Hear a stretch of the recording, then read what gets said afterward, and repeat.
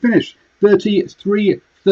Yes, the try bonus point for the Crusaders. I think we all expected that to happen. Going through this tonight with myself, hi, I'm Paul, the guy behind DrivingMaul, the best place rugby predictions and opinion. And joining me to talk through the action is Ashwin. How you doing, sir? Yeah, not too bad, not too bad. Yourself? Oh, I'm good. I've got myself a beer, and yeah, I'm ready. The only problem is there's no Australian derby after this one. We've got no. What am I going to do now? I mean, I've got a 12:30. I've got a midnight interview with Bernard Jackman, the ex Dragons and Grenoble head coach. So at midnight, and I've got no rugby to watch between now and then. It's a disaster. No, Hugh Jackman. Hugh Jackman? No, not Hugh Jackman. It's Bernard. So anyway, look, the Highlanders got themselves on the board first with a penalty. I was having technical issues at that point trying to get because I've gone legal. I don't use Rugby Pass on a VPN anymore. I now use the Sky Now or Go, whatever it's called. What used to be called Fan Pass. So I missed the early penalty, but the Highlanders got on the board first. Yeah, look, I actually should have been a yellow card to the Crusaders at that point. Just before that, they've made a break. They've made their way downfield. Bryn Hall's on the ground and has the ball, a hand on the ball, stopping the ball coming out. Cynical foul. Advantage is given, and then they go a few phases, and then there's another penalty close to the sticks, and the penalty is given for that infringement. But Bryn Hall hasn't got his hand on the ball. That ball comes out. There's no defenders left. There's many on not many, and it's try time. And it should have just been a yellow card. And that's the frustrating part of Super Rugby, that these sorts of cynical fouls aren't getting penalised. Yep. And pretty much after that, it was game gone for the Highlanders. Let's be honest. In that first half, they just couldn't make their first up tackles. We're tackling around the 71% mark in that first half, and it doesn't matter who you're playing. Let's be honest. If you're missing those first up tackles, you're going to be giving away points, aren't you? That's it. It didn't feel like the Crusaders were doing anything really special apart from getting the ball really wide. They were going sideline to sideline, and they were getting help by the Highlanders just basically missing. And it was one-on-one tackles that they were missing. And as I say, it doesn't matter who the side was. You're not going to fare well when you're missing those one-on-one tackles. And there was lots of scrappy play, really, lots and lots of scrappy play for a period there. But the big factor in that was the Highlanders couldn't take advantage of any turnover ball because they would make a mistake, and then the Crusaders had the ball and they're making one-on-one tackle misses. Yep. Look, to be fair, you've got to finish off those opportunities, and the Crusaders did it well. Let's be blunt here. We had some nice offloads. I mean, Goodhue did a nice offload for I think for two of the tries actually, and Taylor going through for one. Christie, taking that offload. But again, on that Christie one, we had Kieran Drani coming in off his wing to tackle Goodhue, and Goodhue's already got a man on him.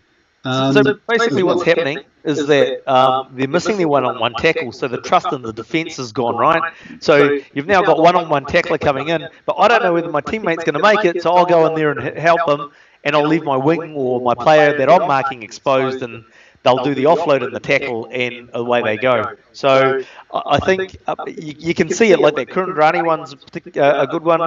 Going back to that, the first try that the Crusaders scored was Cody Taylor, and that's a classic one. Goodhue draws in his man, but he also, for some reason, the Cody Taylor's marker comes in on Goodhue as well. Wasn't actually required because whoever was tackling Goodhue, I can't remember who it was, actually did affect the tackle. The player on Cody Taylor comes off, doesn't really do anything in the tackle situation because Goodhue's able to offload the ball to Cody Taylor, who then basically has a stroll over for the try. Yeah, so there you go, folks. Big issue there with Highlanders then is going to be getting that trust inside and outside, that you don't come off your player and try and help out, because you're not needed. Your job is to mark your player. So that is going to be the big work on for them. Also, their kicking in that first half was was poor. They're getting their lengths wrong. Havili had a wonderful day under the high ball, let's be honest, and just swept up everything. The few times when he was in traffic, again, he swept it up as well. But he was given a fairly easy ride. But again, you've got to catch those balls, and he played very well tonight. He catches, he's very safe under the high ball, David Havili. But I mean, leaping way ahead. I mean, you saw in the second half a couple of times, not consistently, what they should have been doing, and that's basically, you can tell, you need to get the ball wide, and then you need your wingers to actually kick, because by getting the ball wide to the wingers, it draws the defence forward, and the fullback can't hang back. He has to come forward as well, and then you can kick deep. They were playing into a breeze, but it wasn't a stiff breeze, but it was pointless kicking. The kicking was neither deep nor short. It was basically halfway house. And Crusaders basically gobbled it up and cleaned it up easy. Yeah, especially with someone like Havili. I'm still waiting to be convinced by Kieran Dryning. So we'll see, as to how that goes. They did get one try in that first half, and Nariki. Here's a guy that lit up the Mitre 10 Cup for Otago last season, scored some lovely tries. I thought he was away with sevens this year, so I'm glad to see him playing for the Highlanders because, held his players really well, gave Michael Collins the ball at the right time. Collins did everything he needed to do to get to that try. I know Blues fans don't rate Collins, but he's a solid, dependable player. Absolutely. He's a solid, dependable player. He doesn't make mistakes. He makes the right choices, that takes the right option. So basically, absolutely a solid, dependable player. Once the Blues let him go, he was always going to get picked up by someone, and most likely the Highlanders, because he's from Otago. So two players that obviously played their Mitre 10 Cup games, Cup rugby together. He held his line really well. Nariki held his line, drew the players, passed at the last moment. Really nice try in that first half. Come the second half, Frizzell, mate, what are you doing? Just plain dumb. Gets at the ruck, gets the leg, lifts it all the way up, and the commentator's saying, "Oh, well, he just landed on his back." He might have landed on his back, but his feet were straight up in the air. If he hadn't avoided it, he could have made it worse and land on his head deliberately, which you'd be dumb to do. But just if for nothing else, what you should get done for then. And there was another tackle as well, which I've forgotten now, which they complained, which was like, oh, it's not so bad. Look, it's bad technique by the players. Don't put the opposition player in that position. Yeah, actually, so in the first half, there was a Rob Thompson tip tackle that should have been a yellow card. Absolutely should have been a yellow card. No doubts about it. And commentators going, "Oh, I'm glad they didn't give him a yellow card." It's just like, he's lifted the player's leg, and at the end of the day, he's lifted it past the horizontal. It doesn't matter what happens there afterwards. He's no requirement to lift the player's leg beyond the horizontal. And then, so Rob Thompson gets away with a yellow card, and then Shannon Frizzell, absolute brain explosion. Guess what? Just a penalty when he should have had a yellow card. Yes. But just that Shannon Frizzell one, if you have a look at it again, all three Highlanders players in that tackle should have got a yellow card. Because all three, so you got Frizzell comes in. So Frizzell's coming in high and pushing the body down. You've got Jonah Nareki coming in lifting one leg, and the number 8, I think it's the number 8 there's another player on the other leg. He's lifting it. So two players lift the legs beyond, and they actually both. It's not like, oh, one's lifted it and the other one's gone. They're both lifting the player's legs beyond the horizontal, and then you've got Frizzell who got pinged, grabbing the body and pushing it down. So three players in that same instance should have got a yellow card. It would never happen, although I have seen it once in English rugby, but with two players got the yellow card in a single tackle. And we saw it at the Rugby World Cup where the it was Italian props, wasn't it? I think it was. Yes, they both lifted the legs. The South African player. Yeah. Look, these are look. He deserves whatever happens to the player. He deserves to go for just bad technique and poor coaching, put bluntly. Yeah, absolutely. Up to that point, I mean, he hasn't been kicking, so clearly there's something wrong with his leg. We saw Havili then do his leg, and we saw Hall and Drummond kicking, and they hit all their, well, maybe not all their kicks, but they did a decent job. But yeah, very frustrating. Very frustrating watching part-time goal kickers coming on when you got other teams that can't even get their first line goal kickers to kick the skin off a rice pudding. And it's just like, oh my God, you just bang your head into a wall when you see that. You got your number four kicker comes in, and basically it's not an easy kick, it's not a difficult kick. It's about halfway between the post and the goal line, and basically goes straight over the black dot. And that was Mitchell Drummond. Bryn Hall slotting them from again, sort of midway. I think Bryn Hall missed a wide out one, but hey, even good kickers miss those ones. So it just shows the well-oiled, well-drilled machine, and from that you understand the extra work that goes on, right? They're not just turning up to practice and doing, we've got 2 hours of practice, here's our routine, we're doing the run through.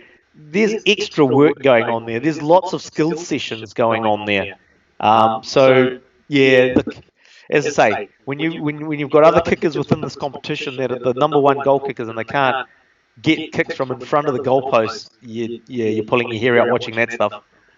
Yeah, I've seen various commentators on Twitter talk about how the Crusaders are making rugby look easy. The reason they make it look easy is because there's a lot of work off the ball.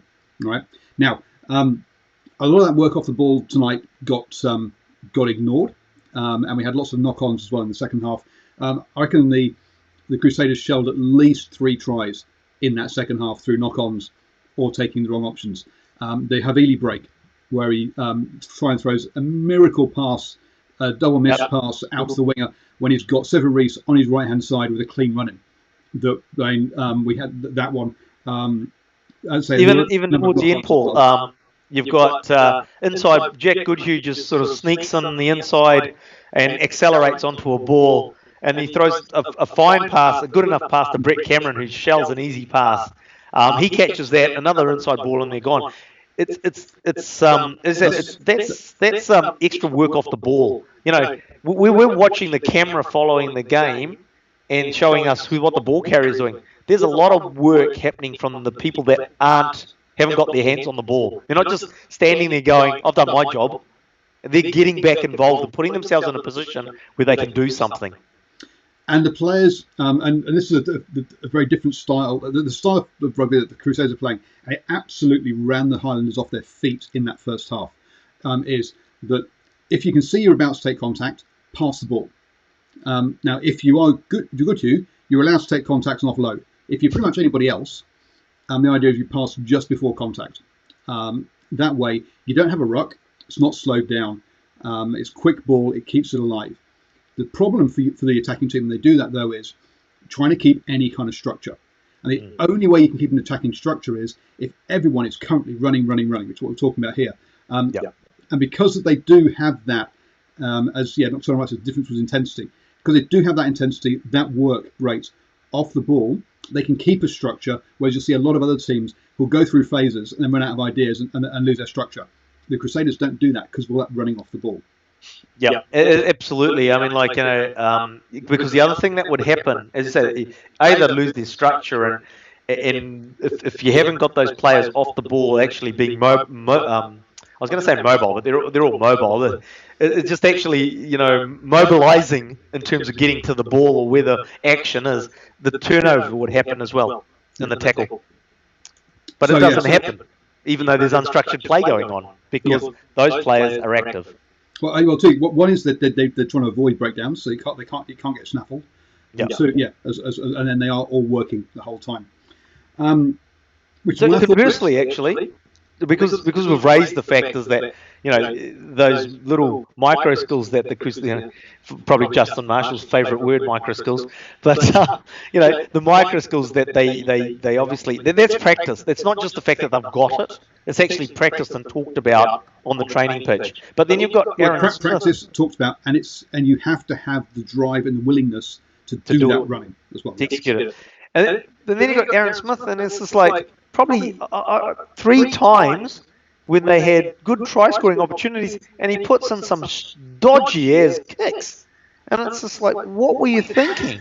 As the number one halfback in the country, he is back up there, as the number one halfback in the country, and your team needs every All Black to play at their potential when you're playing the Crusaders. You need your top players there, and you go and make the wrong options as a player that should never make a wrong option.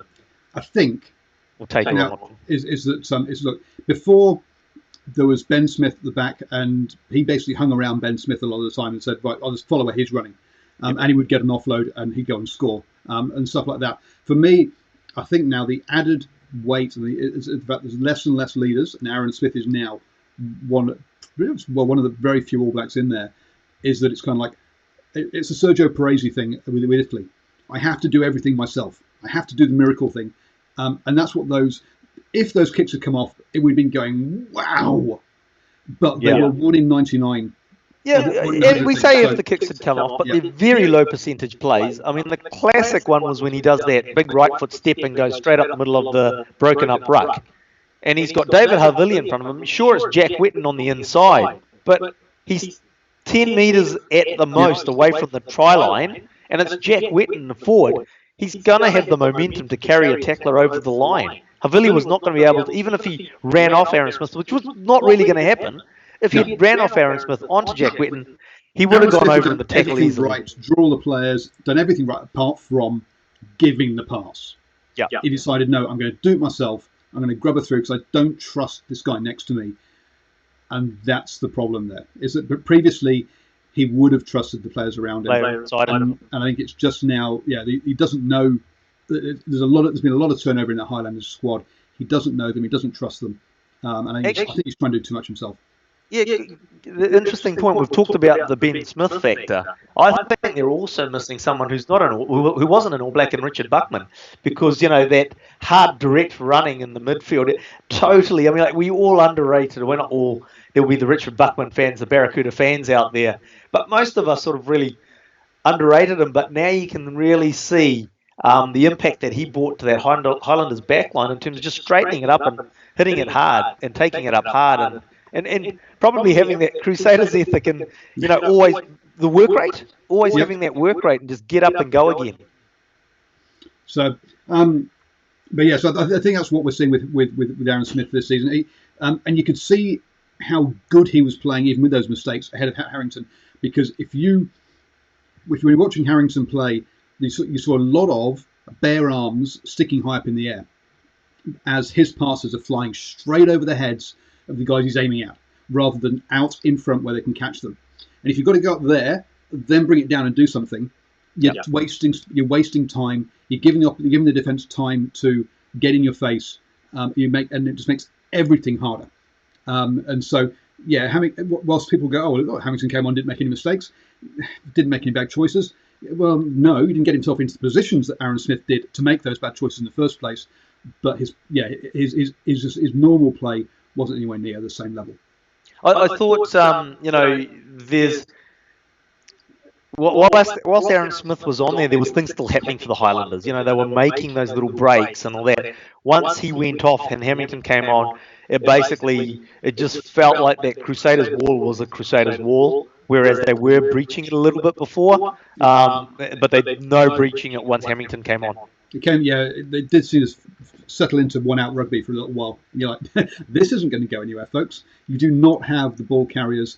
And whilst Frizzell looks like he can make those kind of breaks when he's in an All Blacks jersey and being put into holes by someone like Scott Barrett, he's not getting put into holes by the passes he's receiving in this Highlanders team, and he's not going to bash through players if he's running it into contact. He has to hit that hole and get a soft shoulder, then he'll look rampant.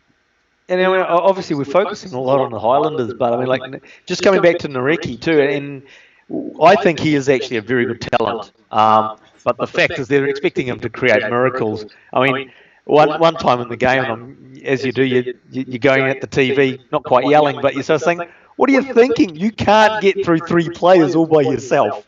And it's like that's the sort of thing that they were expecting, giving him the ball and expecting him to go through 3 players. That's just not going to happen. Give him a bit of space, a 1-on-1, maybe a 2-on-1 type scenario. Oh, 1-on-2, I should say. And he might have a shot, but 3 players, yeah, that's a hard ask.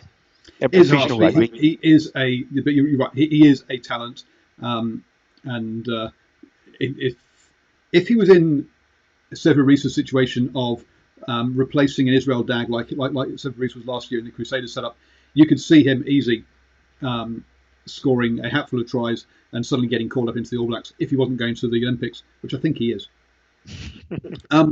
Nocturnal Rights goes, Mitch Hunt wasn't bad, but attack off Ioane was blunted by him being at 12. Yeah, Ioane was throwing some real nice passes to players, but as you're right, it's you're suddenly you're losing space because he's doing it from that much that much wider out, which I think is the wrong option. I'm still not sold with him at 12. Yeah, I'd agree. I actually, watching Mitch Hunt and Ioane play, you get the feeling that they'll be better off just chucking in Ioane at number 10 in the 10 jersey.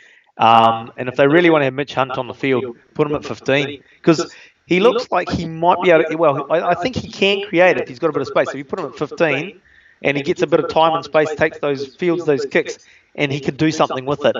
But being too close to the defence, I don't think he's being very effective. No, and Josh Ioane, 5 missed tackles tonight. Look, he's a 10. He's not a 12. Exactly, and you've got not a slight on him. It's a slight on the fact he's playing in the wrong position. Yeah, absolutely. And they're targeting that, right? Because they've got. I mean, Mitch Hunt did actually put on a very good tackle. And I think it's in the second half, or was it the first half? I can't remember. But it was actually he doesn't make the tackle they score. They're about 10 out from the line. The Crusaders, that is.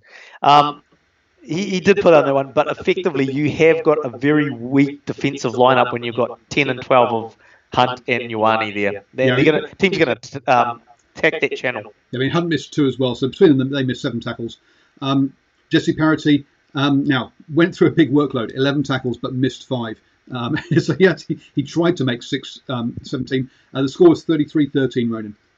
In the end, try bonus point to the Crusaders. Lenchies, 18 tackles by 3. That's probably my last comment on the Highlanders, but that was a tactical HIA at the end. Yes, he was injured. I don't think it was his head that was injured though, and they'd run out of forward subs.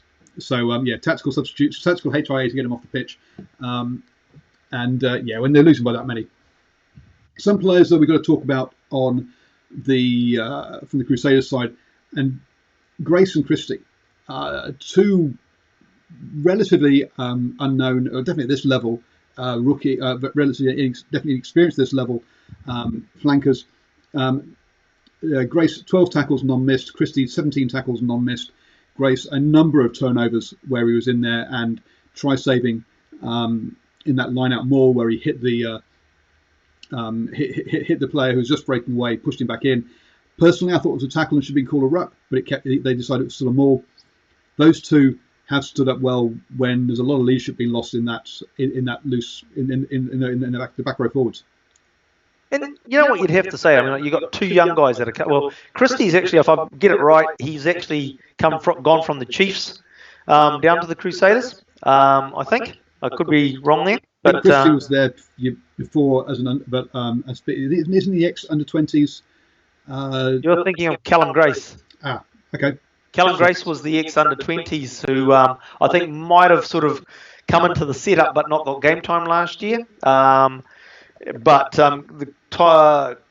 Christie, as I said, I could be wrong, but I'm pretty sure that he's come from the Chiefs and then headed down to the Crusaders. But in saying that, look, you've got 2 guys in there that are new to the setup, and it's if you're the opposition, you're really disappointed because you're not able to put that Crusaders lineup under enough pressure to put 2 new guys into a new setup. Not experienced that level under pressure, and they're playing a fantastic rugby because the opposition just can't put the Crusaders under enough pressure to put 2 new guys at that level, get them stressed. No, he's a Canterbury. It's his first year with Crusaders for Christie, but Tom Christie is a Canterbury player since 2017. from Shirley Boys High School, wherever Shirley Boys High School is. Yeah, it's middle of Christchurch. Yep. So yeah, he's from the Red and Black Machine. So yes, those two players I think really have stood up, and that was a real area that I thought there were some question marks around this Crusaders side coming into this season. As I say, they have those two have looked really good. We've talked about David Havili at the back. Reese and Enor go on. Also Reese Bridge, Enor, those outside backs. Again, we've not mentioned them, but again, getting themselves in the right positions, making the breaks at the right time, getting points on the board, solid under the high ball, not making mistakes, all playing well. But a lot of this has got to come down to that defence where the Crusaders just weren't missing any tackles tonight. They finished on 90% tackling. You've really got to manoeuvre them to create space when they're tackling that well. We just weren't seeing that from the Highlanders. At the end of the day. I mean, the end of the day, the teams that are playing the Crusaders have to figure out a way to clear bodies in the ruck more efficiently to make, because they, ironically, when you go back a few rounds when they were not so much the Crusaders actually, it was more media commentators from down that way talking about the niggle that the Chiefs bought in at ruck time, etc., etc. Well, the Crusaders have been doing that for years, and they carry on doing it, and they just don't get pinged by the referees. So, effectively, at the beginning of a game, you have to send players to the breakdown to try and make it really obvious that the Crusaders are slowing your ball down. Because we talked about before about that little microsecond that you've got, and if you can slow down the opposition's attack ball by just that little microsecond, it gives your defence a world of time to get reset. Yeah. So Highlanders serious work to do. Crusaders, fine. They tripped up against the Chiefs, but a lot of teams are going to trip against the Chiefs. So I think they're going well. They're going well, but I have to say, even against the Blues, you go back to a week ago and this week, there's still polish to come there. So, we don't know whether that's going to come or not. We'll find out. But there's room for improvement within the Crusaders. So, when they get a 20-point win today, with a bit of polish, that could be a hell of a lot more.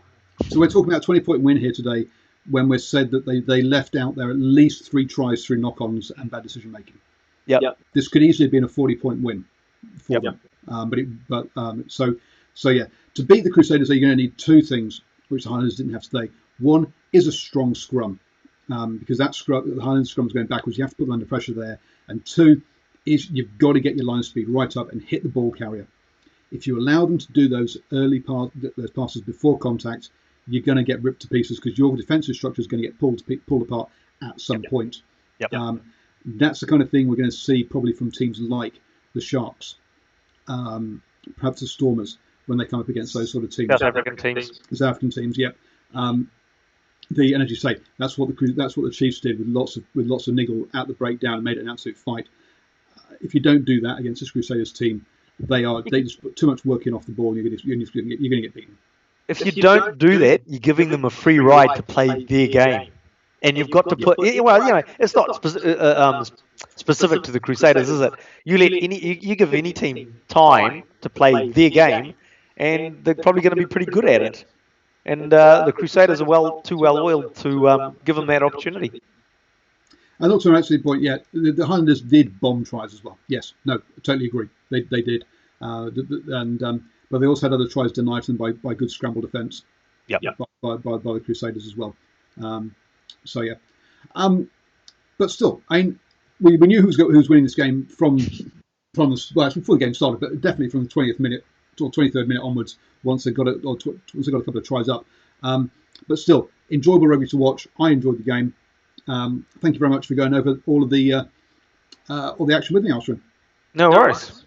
I'll be back tomorrow night with John O'Connor for the